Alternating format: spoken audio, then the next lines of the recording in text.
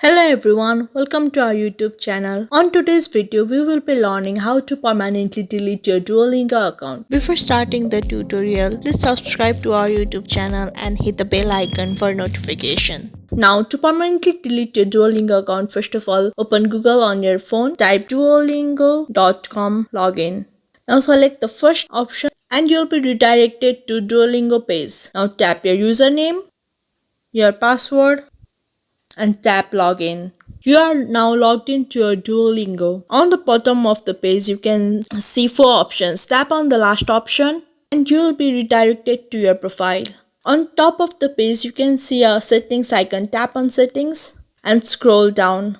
You will see delete my account option. Tap on delete my account to erase your personal data. Now go to your email. Click on the email from Duolingo and click on the link for delete my data. Now your account has been deleted. Thank you.